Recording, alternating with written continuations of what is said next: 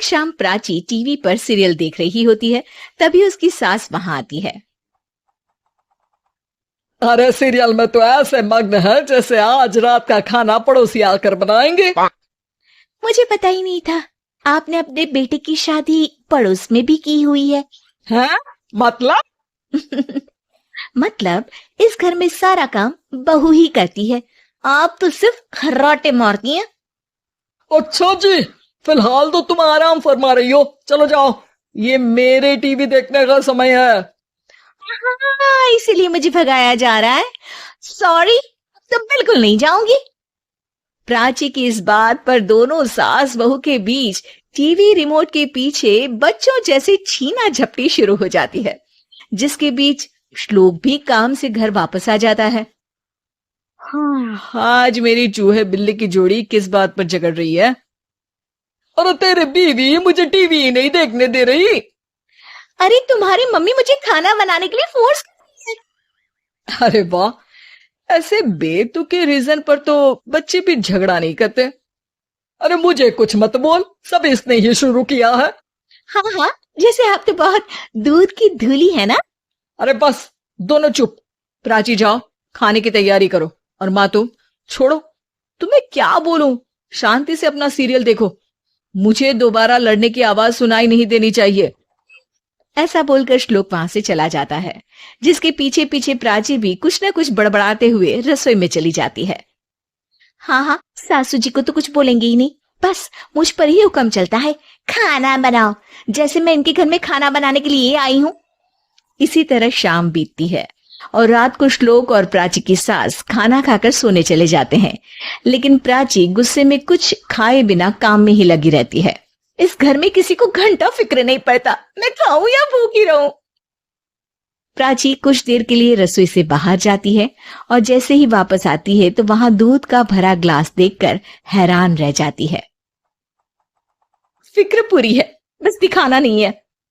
प्राची दूध पीकर सोने चली जाती है और अगली सुबह एक बार फिर सास बहू का कार्टून नेटवर्क स्टार्ट हो जाता है। ये तुमने ही किया है। अजीब जबरदस्ती है, मैं बोल रही हूँ मैंने कुछ नहीं किया। दोनों ने मिलकर पूरे घर को पागल खाना बनाया हुआ है। यहाँ कोई नॉर्मल इंसान तो रह ही नहीं सकता, इसीलिए अब पड़ोसी क्या रिश्तेदार भी घर आने से कतराते हैं। और सुन बेटे, तू भी चंगा, तेरी माँ भी चंगी, तेरी बीवी भी चंगी, रिश्तेदार। हाँ जी, आपको नहीं पता क्या, गंगाधर ही शक्तिमान है, रिश्तेदार ही। हाँ हाँ, बस समझ गया। कभी जानवरों जैसे लड़ेंगी तो कभी जुगलबंदी करेंगी। भाई मैं आप दोनों के बीच में नहीं फंसना चाहता।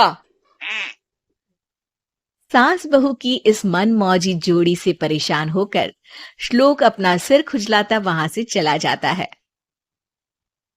चलो अब मैं भी कीर्तन में जा रही हूँ।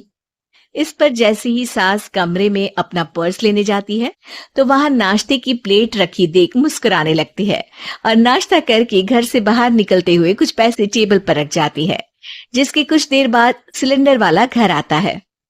ओ मुरी मैया, मैं सिलेंडर के बारे में तो बिल्कुल भूल ही गई थी। घर खर्च के सारे पैसे भी मम्मी के पास है और श्लोक से बोला तो उल्टा 4 बात सुनाएंगे। प्राची ये सोच ही रही होती है कि अचानक उसका चेहरा चमक उठता है और वो घर में आकर इधर उधर देखने लगती है। तभी उसकी नजर टेबल पर रखे पैसों पर पड़ती है, जिन्हें वो सिलेंडर वाले को दे देती है। ये सब श्लोक देख लेता है।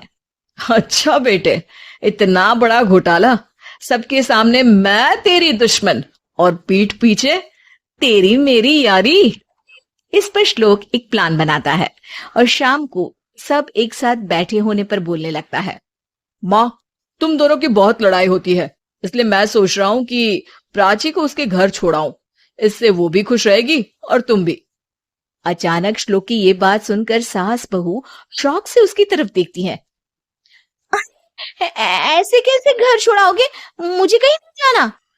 अरे तुमने बोला नहीं पर मैंने सुन लिया, तुम्हें मम्मी के साथ रहना अच्छा नहीं लगता, मुझे पता है। अरे वो अरे, जब बहू खुद कुछ काम बोले तो वो तुझे सुनता नहीं, और अब जो इसने बोला ही नहीं वो तू समझ गया। जब उसे नहीं जाना तो फिर जबरदस्ती क्यों कर रहा है? अच्छा, फिर आपको मौसी के घर छोड़ाता हूँ, बस अब आप दोनों एक घर में एक छत के नीचे नहीं रह सकती। मैं इस टॉम एंड जेरी की जोड़ी को और नहीं झेल सकता। हैं? ऐसे कैसे नहीं रह सकते? तुम्हें इतनी दिक्कत है तो तुम्हारा बोरिया बिस्तर पैक कर देती हूँ, लेकिन मम्मी जी कहीं नहीं जाएंगी। बिल्कुल यही सुनना था मुझे। अगर दोनों में इतना ही प्यार है, फिर हर वक्त ये लड़ाई का नाटक क्यों करती हो? देखा मैंने कैसे माँ किचन में दूध रखती है और तुम उनके लिए कमरे में नाश्ता रखती हो, और कैसे वो पहले ही तुम्हारी दिक्कत समझकर घर में पैसे रखकर बाहर जाती है। अरे भाई, इतना ड्रामा तो डेली सोप में भी नहीं होता जितना तुम दोनों ने इस घर में फैलाया हुआ है।